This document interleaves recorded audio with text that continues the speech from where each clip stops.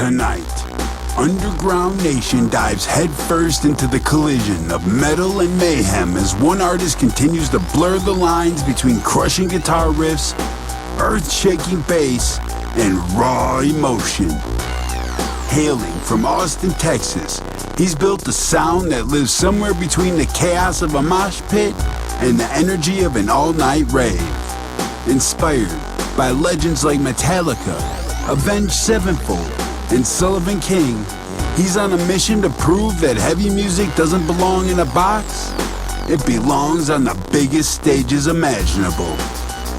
From face-melting performances to anthems fueled by passion, rebellion, and release, he's creating music that hits just as hard emotionally as it does physically.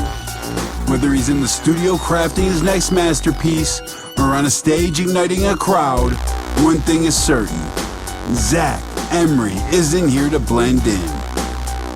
Now, stepping into the hot seat of the Underground Nation podcast, prepare yourselves for a conversation about music, sacrifice, creativity, and the relentless pursuit of a dream. Joining him, as always, is the red-headed flame herself, Feral Minx, ready to uncover the stories behind the artist and the fire that drives him. Underground Nation, turn it up, and welcome to the show, Zakk, Emery.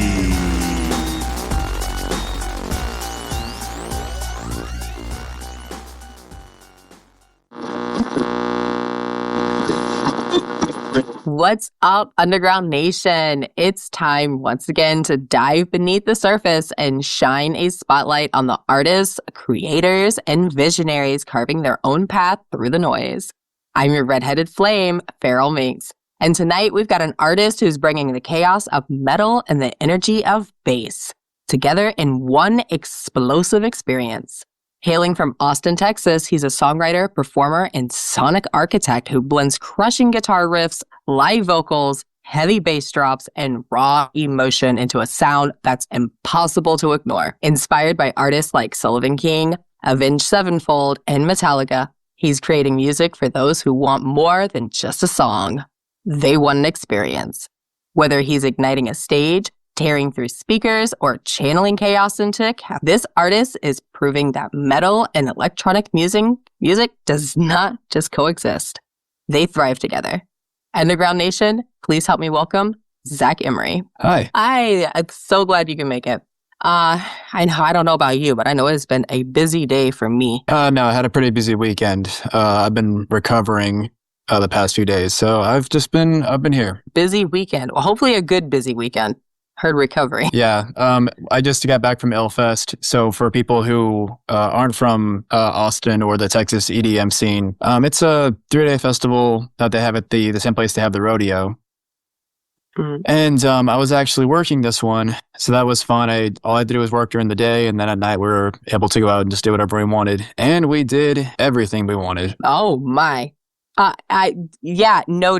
Noted. Well, I mean, I guess it's not the only kind of rodeo that you have in that stadium, apparently, then. Well, it's not my first one either. Well, there you have it. Good golly, Miss Molly. We just jumping right on in. So, for listeners hearing your music for the first time, who is Zakk Emery? Well, I every time people ask me this story, I never know where to start. I guess the shortened version is I wanted to start playing guitar when I was 9 or 10 years old, and I was one of those little brothers where everything the older brother did, I just wanted to do the exact same thing. So play guitar, ride a skateboard, play PlayStation, all that stuff. And so he's the one who started showing me all this music that no one else was really listening to at the time. And I'm going to name up some artists where people are going to be like, oh, AFI, Coheed and Cambria. Yeah, we all know them. Yes, you all do, but he knew them first. You know, before Guitar Hero, before Rock Band, before the golden age of YouTube. He was, playing all this music that I'd never heard before. No one else really had. And so that's when, and he was also showing me classic rock as well. Between him and my dad showing me all these bands and all these artists, and no other type of music to me, ignited those feelings of, oh, I just want to I just want to move. I feel so excited. Absolutely. Like nothing, again, I was a little kid, so nothing on Disney Channel was going to do that. No, I remember those days and in the car, with my dad just plugging in the tape. At that time, it was just cassette tapes, Yeah, just putting them in Metallica, Led Zeppelin, Leonard Skinner, all of them, kind of your first experience. That's kind of who you actually start developing yourself as, because that's your first taste of music is through your parents, through your elders. Yeah, exactly. And from there, something else that also really shaped everything. My dad showed me School of Rock when I was a little kid. And then for some reason, I just had that movie on repeat all the time. Like, I don't think people give Jack Black enough credit for how many music careers he actually started for pretty much every child has ever seen that movie. He's an amazing person, man. Just amazing, period. He is an amazing actor. I love him. My kids love him. I loved him growing up, and my kids love him. Yeah, well, it's funny because my dad showed me School of Rock, and then my stepdad showed me Tenacious D. I was way too young for that one. I was going to say, that's kind of like different spectrum there, but okay. All right. YOLO. Yep. So that is what started the obsession with just wanting to play guitar and sing in front of large crowds of people. And that obsession has only grown. And so I spent a good amount of my childhood and my youth like playing in different cover bands. And what was really frustrating was growing up is both my dad and stepmom lived in southern Utah. Music scene there was pretty much non-existent, and the music that we did have was just a bunch of these indie bands. Country, indie. I couldn't think of any metal bands at the time. Then again, I wasn't in that scene because it was a big Mormon community, and so growing up Mormon, you were forbidden from going anywhere near those places. Oh my! Well, that's a whole different perspective. Oh yeah, and kind of glossing over that right there. I mean, growing up in that environment in that area, did that have a big influence over the type of music that you were exposed to from the beginning? Yeah. Actually, the opposite of exposed. It was things I was really not allowed to listen to until I got my hands on an iPod, where I'm like, oh, okay, I can just put anything I want on here.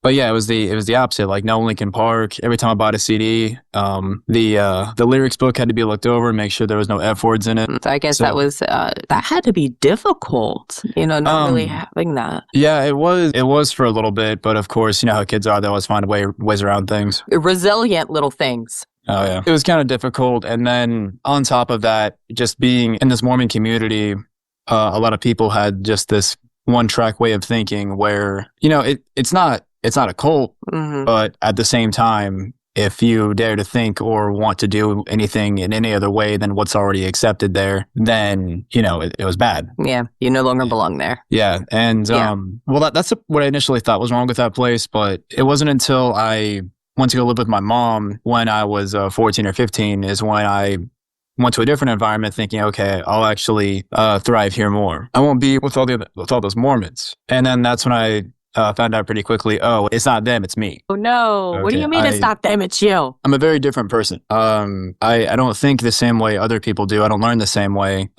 Things can be blatantly obvious to you, and then I'll look at it, and then I'll struggle to understand how these things work. But we can actually get into that in a little bit. I just wanted to... You just kind of piqued my curiosity, and just saying that I have autistic children. And that's something that my son does. So to be staring him right in the face, you ask him to go pick up something, or, grab that cup right there off the counter. And he's sitting there looking all around, and it's literally right in front of him. There's a lot of cups. Yeah, Which exactly. One are you talking about? Yeah. So yeah, it's just interesting, because I've seen similar firsthand. So, but it's different. That's just different. That you're right. It doesn't mean there's anything wrong with you, bro. You're different. Yeah, we'll tell them that. Some artists wait to be discovered. Others step into the shadows and take their shot.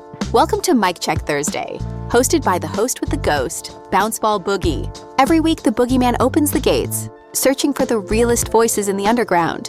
No industry politics, no fake hype, just raw talent and honest feedback. Think you've got a hot track? For just 99 coins, submit your song and get one guaranteed play live. Get reviewed by Bounceball Boogie and the full panel of creatures from the Boogieverse. And if your sound hits different, you might earn something most artists never get: a personal invitation to a spotlight interview on the official Underground Nation podcast. This isn't a contest. This is a gateway to exposure, to community, to your next level. Join us live for Mic Check Thursday. Bring your track, bring your courage, and step into the boogie verse. The underground is watching. Are you ready to be heard? So, was there a specific moment when you realized music was more than just a hobby? It was never, I don't think it was ever really a realization. So it's interesting. I don't want to say funny. I want to say interesting that you have autistic children yourself.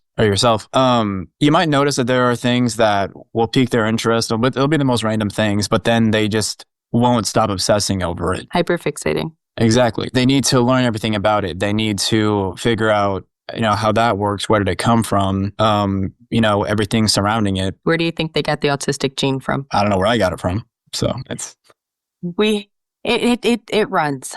Let's just say I'm the common denominator amongst all the children. Okay. Fair enough.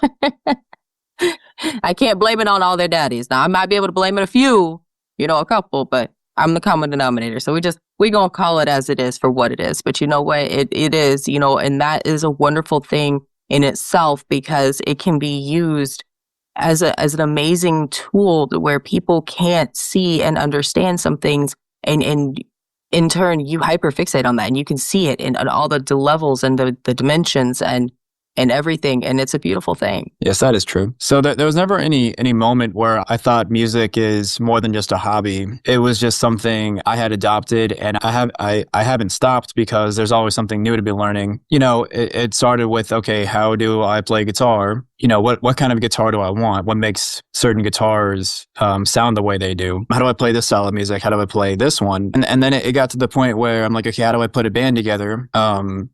How do I manage all these people? And that actually leads me into how I got into EDM. Is I had started my own band back in Washington when I was, around 20. And we were actually doing pretty good for a little while. However, there was always somebody who drank too much. There's always somebody who needed a ride somewhere. There was always somebody who had their own, personal... am I allowed to swear on this podcast, or...? Absolutely, hon.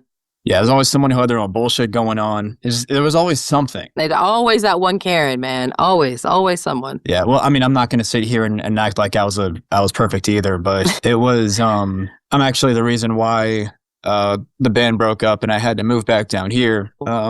Side note, that it was on my birthday, the Motley Crue movie just came out on Netflix. Mm. And I was an impressionable 21, 22-year-old. And I thought, I got to do that. So that shiny squirrel now. Yeah, exactly. So that's pretty much what started that. It wasn't really anything all that serious. Like, of course, I shouldn't have done as many drugs as I did. I shouldn't have spent all the money that I did, and I shouldn't have been hanging out with the people that I was. But I just thought that's what rock stars do. The other side of all that. That's a common conception. I think a lot of people have that idealized and glamified, image of rock stars or live in the music industry, that entertainment life, that fast life. And it can, realization can hit you really hard on that. Yeah, well, especially, I saw the movie and then some years later I read the book. And the reason why a lot of them can get away with living lives like that, for one, it was just the time period where they'll be living in places where they don't have to pay rent. They would actually steal a lot of their music equipment. They might have jobs, they might not. They'll just be eating just whatever they can get their hands on. And yeah, those lives when they're first starting out are not very glamorous. The lives they'll start to look better, but they don't. It's pretty much, it's not one thing, it's another. It's always something they have to deal with. And we only see the bands that actually made it big. Yeah, there's a reason why there's a stigma around rock stars and why a lot of them will be living in poverty, who will, just live miserable and happy lives, because there is actually a lot more who didn't make it because their lives are just constantly partying. Yeah. And I feel like that also has a big impact, honestly, in today's up-and-coming artists. I feel like a lot of them have that mentality, that's that mindset. They don't understand the actual business and the structure and the work that's put into it and to actually being successful. It's not just about getting your foot in the door. It's not just about that initial, meet and greet. It's what are you going to do once you're there? How are you going to do it once you're in there? And a lot of those decisions and choices can end up one way or the other. Yes, of course. Well, that was something I had learned the hard way. I had to leave Washington, and then I came back down here to live with my parents for a little while. And I was trying to get my band back together because all the songs are mono. The music was mono. All I had to do was just change the members, and that proved to be so much harder than I thought it would. Simple logic, not a good reality, though. Oh, yeah. No, it's... Everybody who was talented wanted to join something established, and everybody who wanted to join something that didn't care about being established, they were not talented, or the gear wasn't good, or they just were not very easy to be around or talk to, for that matter. But and to make things worse, COVID was happening around that time. Yeah, the good old Rona, man. Yeah, the old Rona. But my ex-girlfriend at the time, we actually met at an Excision show. That was actually the week before everything closed down. We had met at an Excision show, and she was the one who was like, "Oh, I'm going to show you all these other artists, including one in particular, Sullivan King." We were doing something, and then a song was playing, and I'm like, wait a second, this is a dubstep song, but he's singing, screaming. There's a guitar solo in it. Yo, where the fuck did this come from? Who was this? Amazing. And she looks at me like I'm crazy. She's like, "That's Sullivan King. That's one of the biggest artists, like, you know, in the world." Back then, but especially right now. But this was like 5 or 6 years ago. And I thought, oh, okay, that's what dubstep can be. Let me look into this some more. And, you know, we would go to different places, and I'd see these DJs, and then I'd see that it was just them up there. They were making their own music. They were the only ones they had to worry about. Of course, there was like 2 or 3 of them at times, but you know, that's less than half of the people that I was usually having to deal with. And I thought, that looks so much easier. Why don't I just do that? So when you made that shift, was it more or less for the simplicity of not having to manage a bunch of other individuals versus the actual talent and you know, just being able to do it all on yourself and control that? I mean, if I was to have found a group of people that could seamlessly work together, that would have been great at the time. However, the way I had understood people at that time, and actually the way I understand them now, is that, you know, you can't really control them. You can't just say, hey, you know, we're trying to build something here, so can you please just get it together for a little bit? Just learn the songs, just come to practice, come to the gigs, and, you know, don't start drinking or anything until after the show. I feel that last one was personal. Just like, I feel that there was a name that deserves that one right there. I'm not going to say it. We're not naming it, but you know, if you know. No, we're not. But it's like, oh, I have stage fright. I just got to get a few drinks in me. Okay. I don't know about you, but where I come from, a few drinks is not an entire bottle. Holy sweet baby. Was he still able to, I mean, did he have an instrument?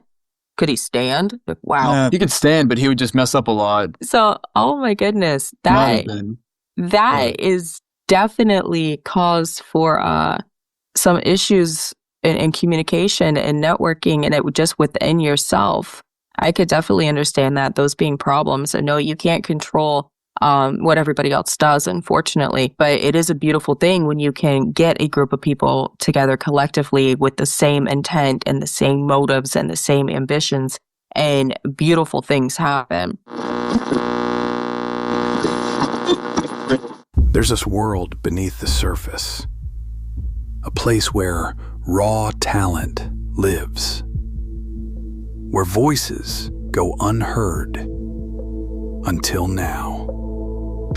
Welcome to Underground Nation, the home of the unheard, the stage for the next wave, the movement where artists, entrepreneurs, and creators rise from the shadows and take their place in the spotlight.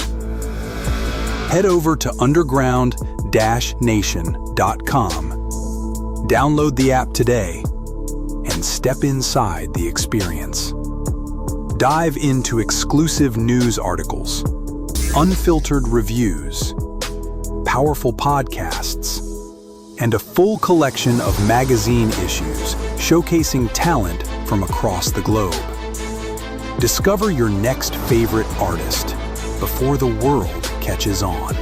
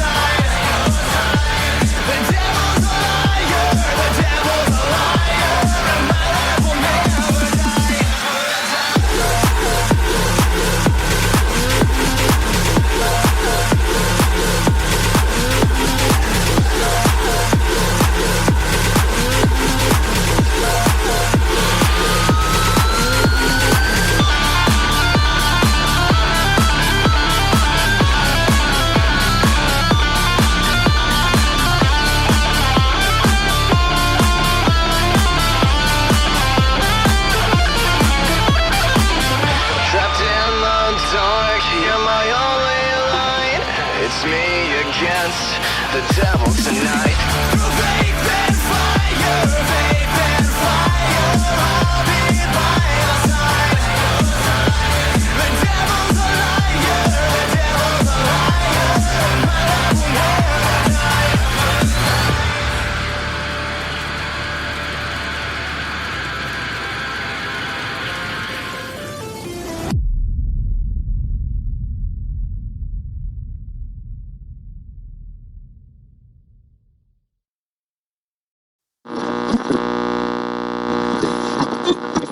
But in those situations where that's not, other beautiful things happen. Mm-hmm. Yeah, and it's not like I don't like working with people. I mean, I've had a few collabs these past few years, but that's just a lot easier. A lot of times someone will come to you with an idea and say, they'll tell me, do you do vocals or can you do guitar or can you do both? And I'll just do that with them. Or I'll come to a friend and say, hey, I wrote this entire song. I literally just need you to put your vocals on it or something like that. She's a huge Michael Jackson fan. And I remember one day I thought, hey, we could actually do a cover / remix of Beat It. And I remember we're in a group of people and then I kind of called her out and I'm like, hey, so we could actually do this and you can't say no right now. And then she's like, you're right, I can't. So let's do it. Oh, but you cornered her. Yes, I did.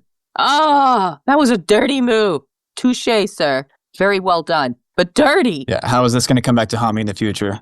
Anyways, yeah, karma. Anyways, so yeah, I not written, but I recorded the song, added the bass drops and everything to it. And I sent it to her, says, okay, I want you to sing here. She'll come back to me and say, okay, but the way you have the song is a little long. We should take out these parts. And, so she was right. The song was a little long, and so she told me she cut it down. So we ended up releasing it, and there was a few events that she threw that we ended up playing it on, and so that was cool. We did that last summer, and nice. We're two very different artists too. So that was like the only time we're gonna do it again with another song, but that was the only time me or her would have been in each other's like spaces like that. That's nice when you can kind of blend and create something from different things, which is kind of how you found this style to begin with. Those are two completely different sounds. And, it merged and it's just, blowing doors open, to all kinds of different creativity, and going on your creative process, when you're making all of that. What usually comes first for you? The riff, the melody, the lyrics, or the drop? It is almost always the riff. It's always the riffs. And,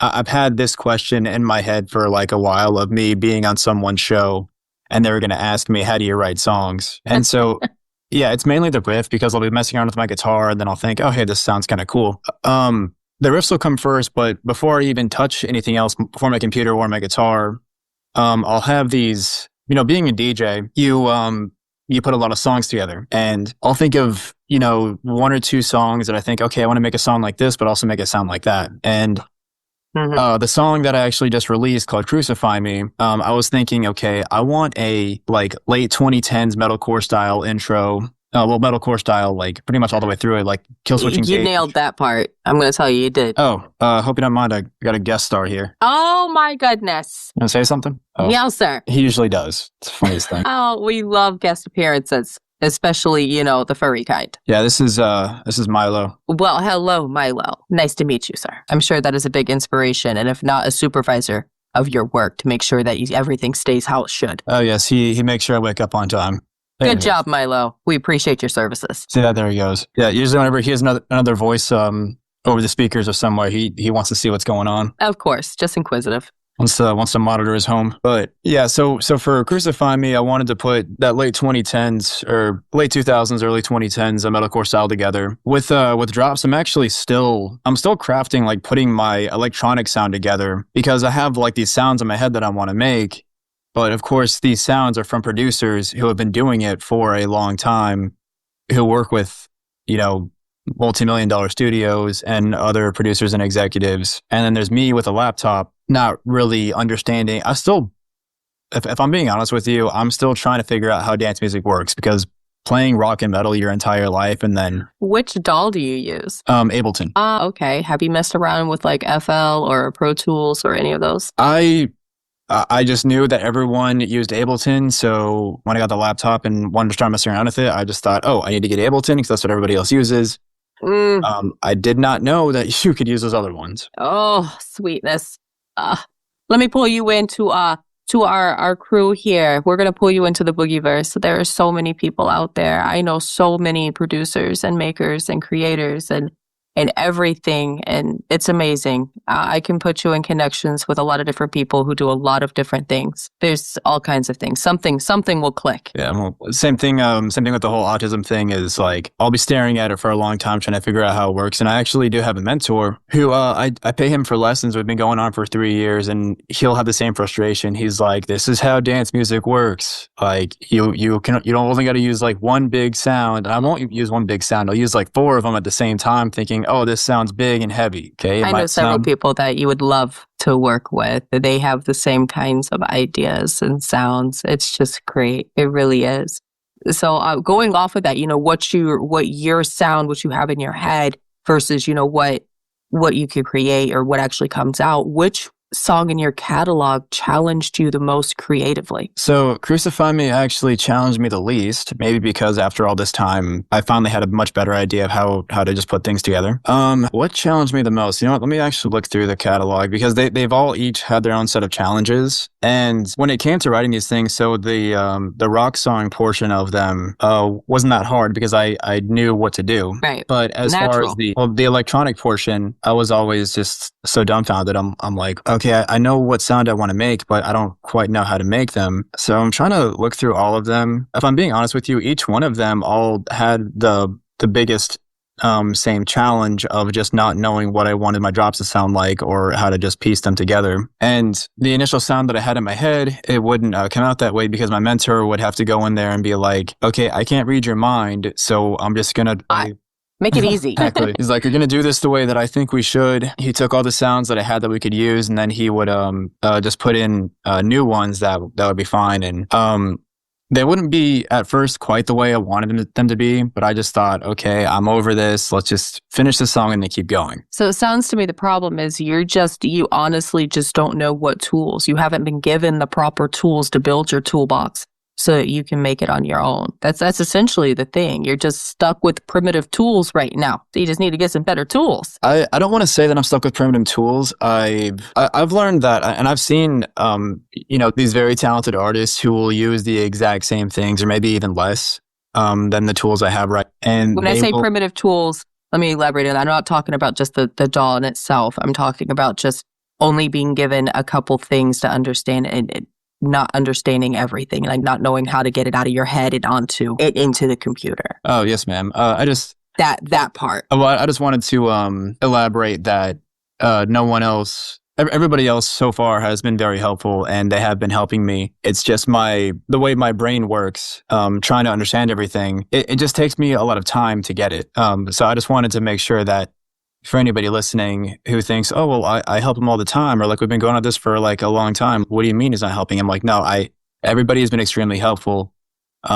Brains work different. Exactly. That's just what I wanted to. Brains work different. And sometimes what seems so simple to somebody is not that simple to somebody else. What's common sense for somebody isn't always common for the next person.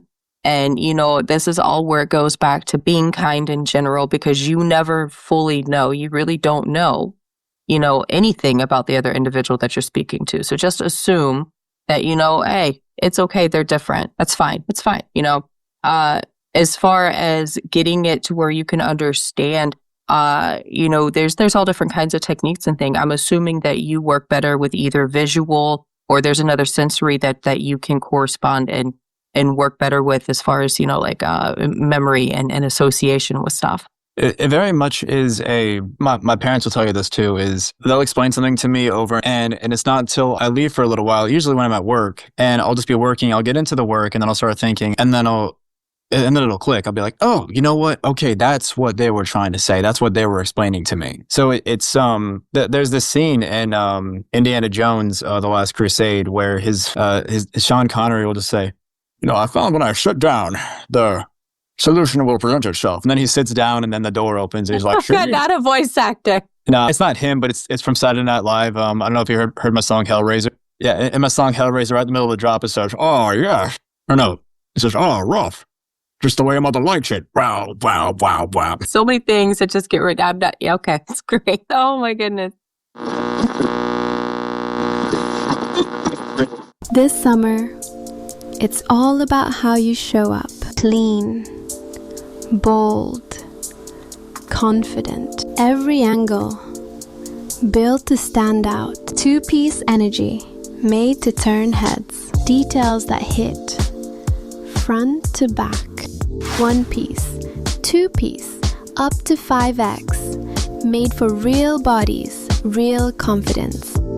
No distractions, no extras. Just the look and how it makes you feel. Only $34.99. Step into your moment. Make a splash. Own the pool.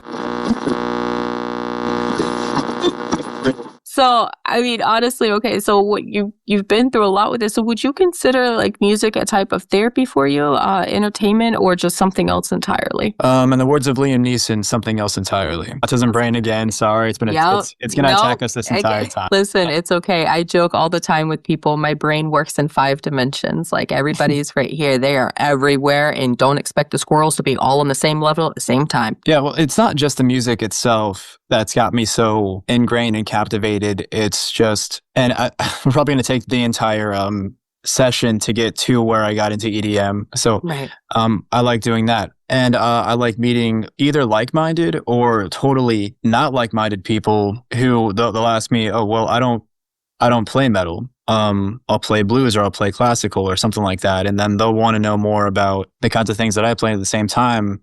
I'll ask them, well, if you play blues, what kind of environments do you play in? What kind of gear do you use? Do you like doing that? Does it make a lot of money? Things like that. So, you can find a nice community into it, which is really cool. Because I just like nerding out on so many things that aren't just music, but with music especially. And the more that I learn about it, the more we can also just start healthy debates over, well, Ableton's the best. Well, FL's the best.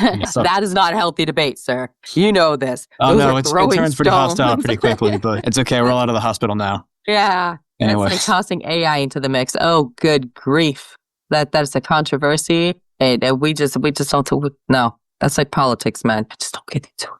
Oh, I love to get into it. I love to get into it on a debate with other people who have that. But that now is not the time.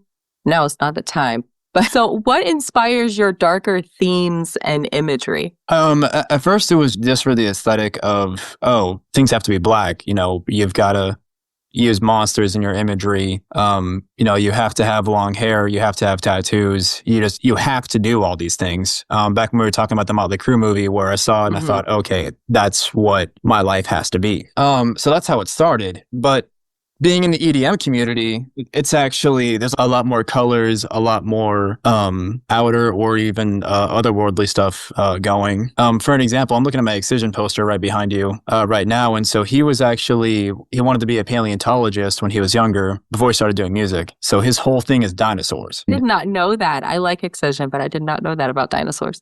But yeah, if you look, if you're playing one of his songs on your phone and you see his Spotify page, you'll see it's very dinosaur themed. And that might sound kind of silly. You'll think like Land Before Time or Jurassic Park. Like, no, it's all very, it's like, yes, prehistoric, but in the future somehow. Hey, they already cloning them. Don't hold your breath. Never say never. Oh, exactly. That'll be a nice Lost Lands 2035. Actual dinosaurs. Y'all think COVID was a bitch. Just wait. It's like, sorry, boss, I can't make it. There's a raptor on top of my car. My dog ate the homework. Yeah. My T-Rex ate my mom. It's like, no, good boy. Oh, my goodness. So you're allowed to have a lot more freedom with your imagery. And it's kind of just evolved at first I wanted to make everything all dark and edgy. I still want to do that, but it's actually gotten the music is heavy, but I want to acknowledge the dark parts of myself and also the light sides, and also have them kind of commingle. And we probably won't get into this now, but I've also written a comic book where I've started writing one. I've had some pages illustrated, but that was supposed just about to be, ask, do you illustrate as well? Do you do the graphic part? No, I paid someone to do it, but I did write it all. But that book was supposed to be about a child who is actually the son of the devil. He doesn't want to be seen that way, so he decides to become a hero instead. And it's like, comes from the darkness, but tries to be light. And then the two are kind of just like battling out inside, his own mind while he's just navigating his own life with powers of being a hero. So That's kind of how I want to do this same thing here. With this song, Crucify Me, I'm really not supposed to, well, I've been told not to get into like religion or politics when it comes to music because of the way people, might see or react to you, thinking that way. So politics, of course, I'll stay out of, but religion, it's like, no, hear me out for a second before you think anything. Not you, Yes, I get it. specifically, but just everybody. And so I did go through a lot of shit over the past few years. And the more I learn just about, science, like actual science, the more I learn about spirituality and the more I learn about like, manifesting and all this other stuff, I'm just thinking, okay, so there's a lot of things like here in the Bible, there's a lot of things that I've been taught about, God and the devil and all these stories is, okay, I'm noticing that there are actually things that I can believe to be true now. And I'll tell people that I don't believe in the entire Bible. And I also believe that a lot of the stories may have been misinterpreted or not translated correctly, all this other stuff. So I'm like, you know what, just take everything with a large grain of salt. At the end of the day, it's a book. It's a Exactly. novel. It was Exactly. written. And so I started going back to church, and I like this non-denominational church of go with my friends to, and then my other friends who I didn't even think were religious were like, hey, I want to go with you too. So that's been nice. And I started to get into a little bit of drama and bullshit with some other people around here in the scene, and I started to just feel like, yo, I'm not a bad person. I'm not a bad guy. I didn't do anything wrong. I'm just out here just trying to play my music. I'm just trying to just preach my own gospel here. Right? You know, just like Jesus, like there's more to the Well, story. you getting it. I'm telling Yeah, you, you well- damn sure got my attention. You scared me for a minute. I wasn't paying attention, and I turned around, and it was just in my face. I'm like, huh. Oh yeah, yeah. So that's how you got to do. But exactly. So the same way that you saw me, that's all I'm really trying to do here. In person and online is just I'm just trying to like just make my music and then put it out there for people to hear. And some people just didn't like that. Some big scary people actually. I won't get into all that, but it. Big scary people. Oh, my. Yeah, I'll leave it at that. It scared me. Well, if it scares you, it's good enough to scare me. We're going to swipe left on that one for the big scary people. Y'all just go ahead, sit down, chill out. We ain't got nothing to talk about you. That's the most fucked up part is like, I'm not even on their radar, but they still had to take the time to bully a smaller artist. Yeah, it happens that way, unfortunately. Yeah. It really does. But what do people misunderstand most about artists who create heavier music? I think just the biggest misconception is that they are people who are just, on edge or loud or angry all the time. Where I guess for a good amount of the time, I'll be pretty on edge. Like I will be worried so much about everything, especially the older that I get, the more I'm worried about, okay, I'm worried about my future. I'm worried about my retirement. I'm worried about my relationships. I'm worried about, okay, am I going to get married? Am I going to have kids? Am I going to have enough money for marriage and kids? Am I going to have this? Am I going to have that? So yes, I'm very on edge. That's why I like this music. This music is just, it's louder than my own voice in my head. And just the sounds and then the rhythm and everything just allows me to latch onto something and just go with that. I'm not spiraling under my own rhythm. And so I think a good misconception people have is that they're just loud, angry people. And then they'll see me and then they'll immediately identify me as like, hey, you like metal, don't you? And I'll say yes. It's pretty obvious, especially in the kind of places I hang out in, because it's not that I don't like other metalheads or anything like that. It's just I don't have anybody else to go to these places with, so I just don't go to them. So yeah, a big misconception is that, there are times when they like to be calm. There are times when, they will enjoy things that doesn't really have to do with any of that. Like for example, here in Austin, they're having a candlelit string. I don't know if it's a quartet or if it's a whole orchestra, but they're playing Hans Zimmer music somewhere here in the city. And I got to look it up and see when that is because I've been wanting to go, but every time that pops up, it's always a few months from now. So that's why I just haven't looked at it. Yeah, set a reminder. All right, you got to book it in a schedule. I do it all the time. I have a schedule. If it's not on my schedule, I forget about it. It doesn't exist. Yeah, I should probably do that. And then by the time I remember it, oh, hey, when is this? Oh, it was yesterday. Yep. No, but make sure in your schedule it notifies you at least 30 minutes to an hour beforehand. Of course. Yes. Big thing. It works fantastic.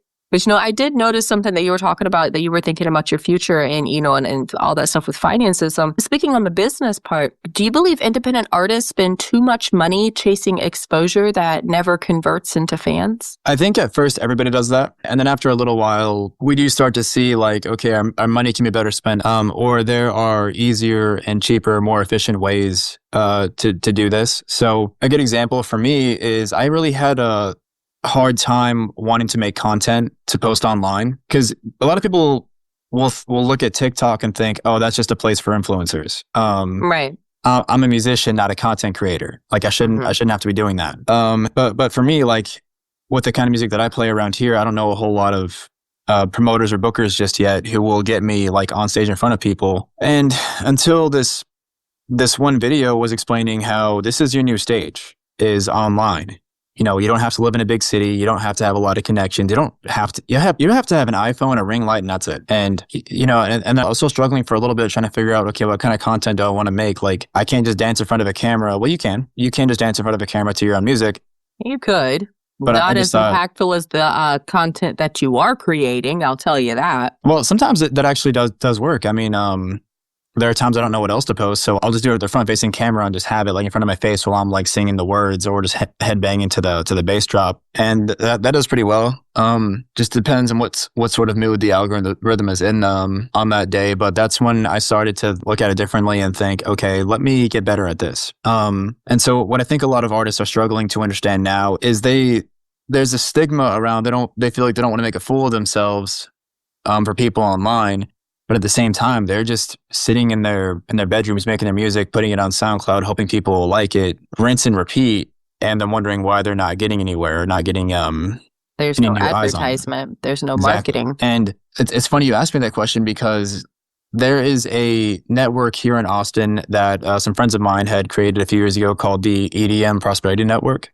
We meet once a month and then we go through a different topic or a presentation. And so just this last one, I was among 3 other members who were doing a content creation workshop. And my presentation was, okay, guys, I get it. We don't like making content, but here's how to actually make it fun. And here's how to get out of your own heads and start to get it going. Mm-hmm. And I was going into, okay, you can do it from your house. You can do it from, downtown. You can find like cool spots here and there. To go just film in front of. And all I have to do is just pay my phone bill. That I do want to eventually, I've been saying this for the past few months ever since I moved into this apartment. If you can notice, my background's a little bare because there's just a wall, my TV, and then like a tapestry back there, and then my guitars. But a lot of people like that though. It shows off your stuff. You have your guitars. A lot of people are just fine with that. They might, but it's more for me. It's more for like, wait, I want to have a more exciting like living space, a more exciting background, just to liven up the place a little bit. But I still haven't done it. But one of the things I was talking about was like, guys, I'll post videos. I'll spend like a good 15 minutes, sometimes even half an hour, to trying to get it all made the way that I want it to.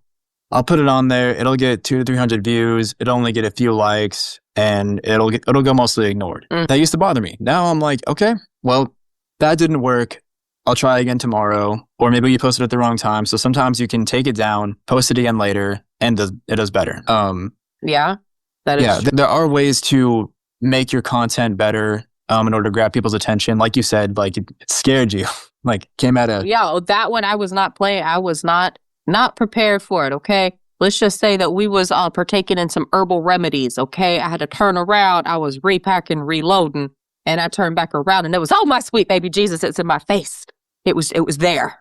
Wait, which one is that one? Is that my apartment? Coming out the closet. Oh. It was not, you were in the closet, sir, and then you was definitely not in the closet no more, right in the face, right there. Further context for everybody. It was a horror movie thing that I was doing where you turn the light off and then you see a silhouette and then you turn it on and it's gone. Do the same thing until I just jumped out of it. I didn't come out of a proverbial closet, just so y'all know. Let's just get that clarification. Yes. No, let's clarify on the closet.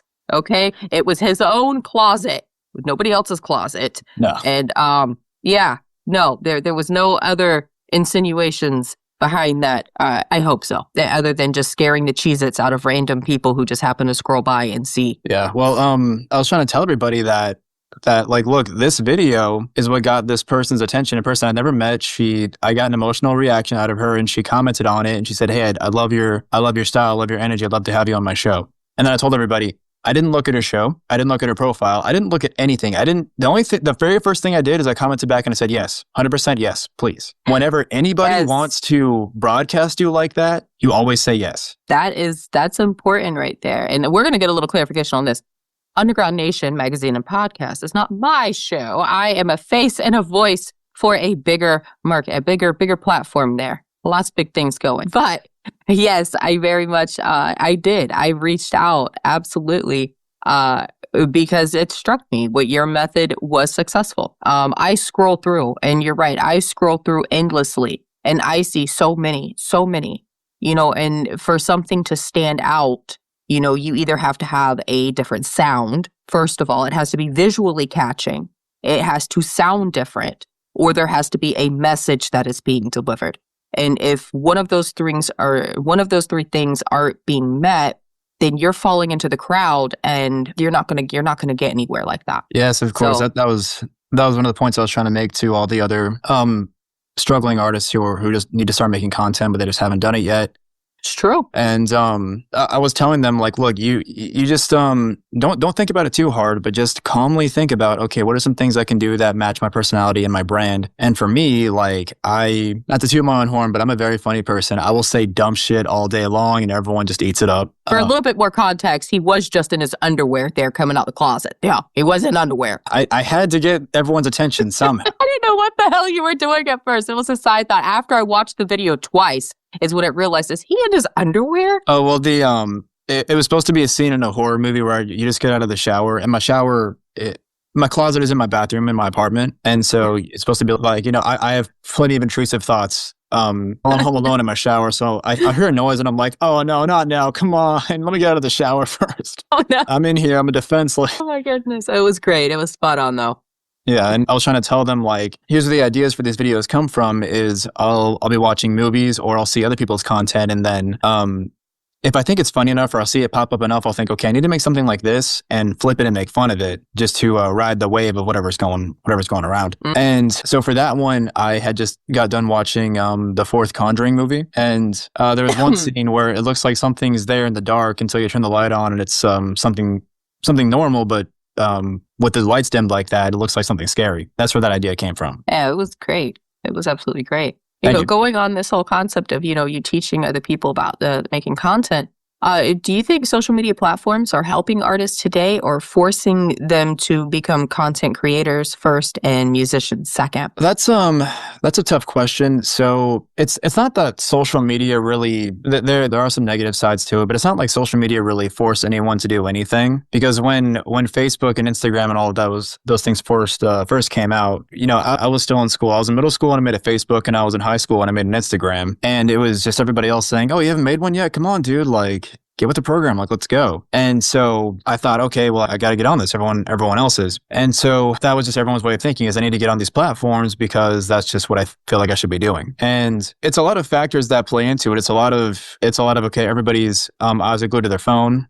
So here's a way to, put your music in front of their faces. And it's a lot of times they'll think, oh, I need to message a bunch of people to try to get them over to my page or to my post and say, hey, I just posted something, here it is. A lot of people might get annoyed. Yeah. No, now it's a way to, people's eyes are glued to their phones anyway. So if they're just going to be scrolling enough, they're going to come across what I created. And if they don't like it, well, I've got more work to do. Absolutely. That's a great way to look at it. What advice would you give artists struggling to get noticed online? Well, let me, before I answer that question, let me just add one more thing.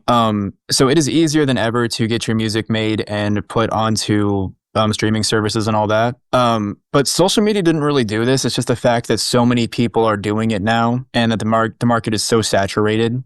Social media is the best place for you to get started when you cannot get your foot in anywhere. You need to know somebody. You need to have a lot of friends or a lot of connections. My advice to everybody listening right now is just get on it.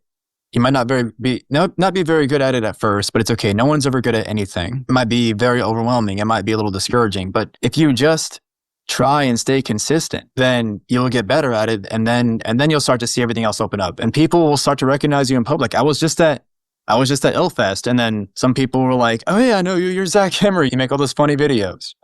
Even then, my friend who hired me to work at the Light Strike booth, everybody had little jobs to do. My job, she handed me the megaphone and she's like, okay, bring everybody in here. So I'm like, good morning, Illfest. Come try some Light Strike. It's got seawater and coconut salt. Or no, shit, sorry. Coconut Oh my gosh. and sea salt. Come try some. And Oh, my other half does stuff like that all the time. Just a big goof all the time.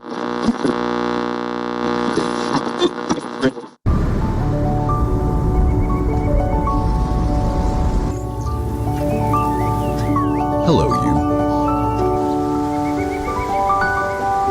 Hello, new. Hello, early. Hello pump, push. Hello energy, effort. Hello movement. Hello goals and real swole, the best you've ever looked. Hello PRs and PBs. Goodbye couch sitting and TV, or tired and groggy, lackluster and foggy. Instead, say hello to a new version of you. And say hello to Make Wellness, to see what you really can do.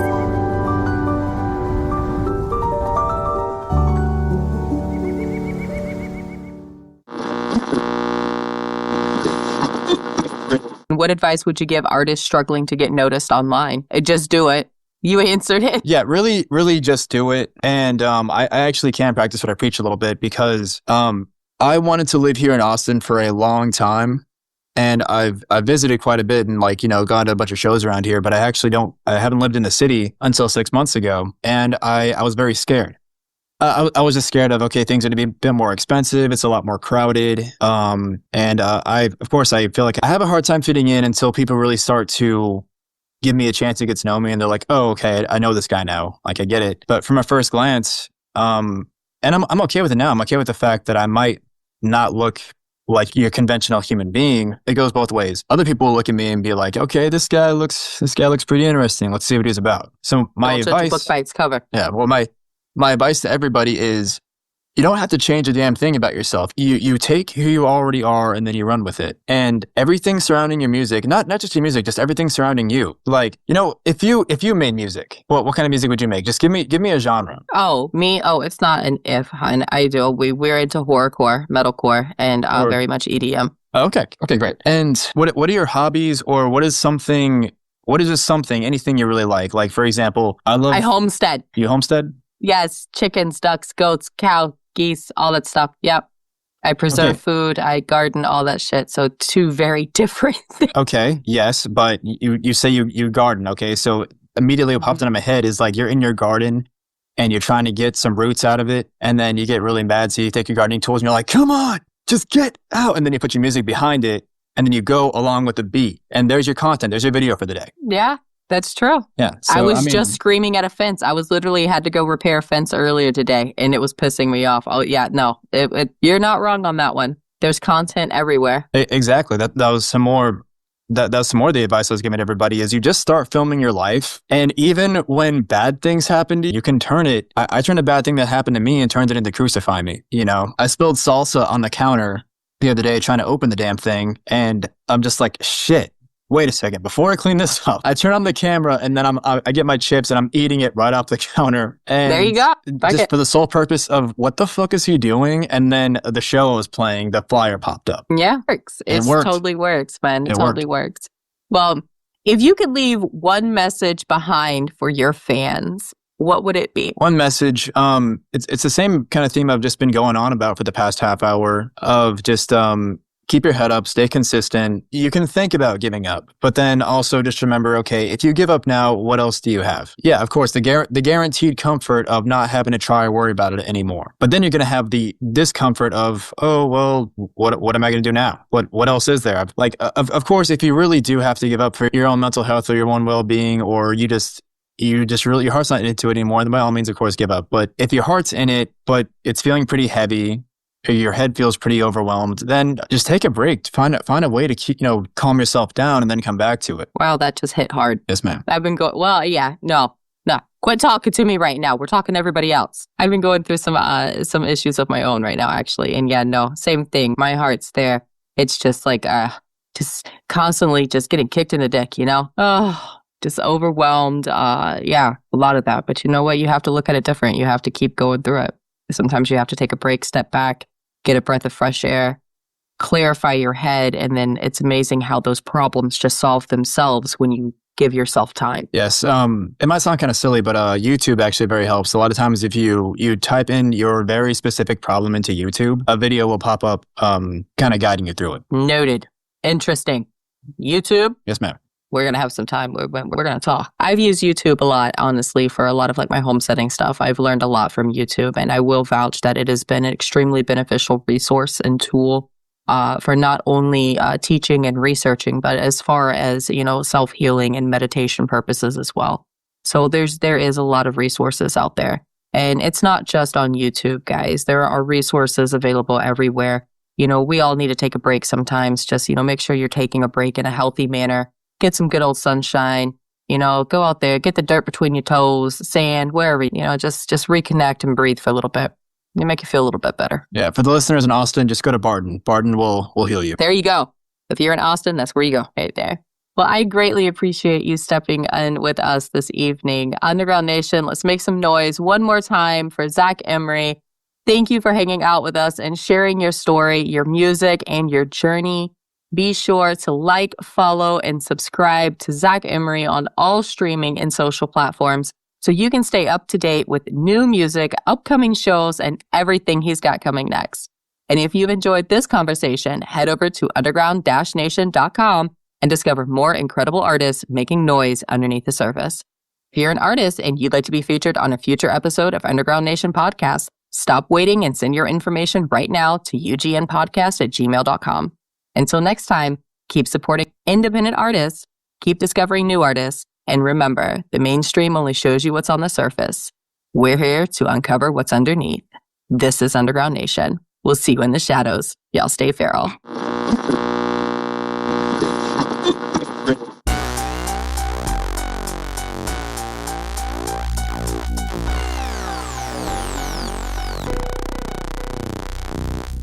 And that's a wrap on another unforgettable episode of Underground Nation. A massive thank you to Zakk Emery for taking the time to hang out with us tonight and give us an inside look at the music, the passion, and the drive behind the artist. From crushing riffs to earth-shaking bass, Zakk continues to carve his own path and prove that heavy music knows no boundaries. If you vibed with this conversation, make sure you hit that like button, follow, and subscribe to Zakk Emery on all social and streaming platforms so you don't miss a single release, show, or project coming your way. And if you're looking to discover more incredible artists making noise underneath the surface, head over to underground-nation.com and explore everything Underground Nation has to offer. Are you an artist, band, or creator with a story to tell? Then what are you waiting for? Submit your information now to ugnpodcast@gmail.com for your chance to be featured on a future episode. Until next time, keep supporting independent music, keep chasing your passion, and remember, Underground Nation, where the underground rises and the future gets loud. We'll catch you on the next one.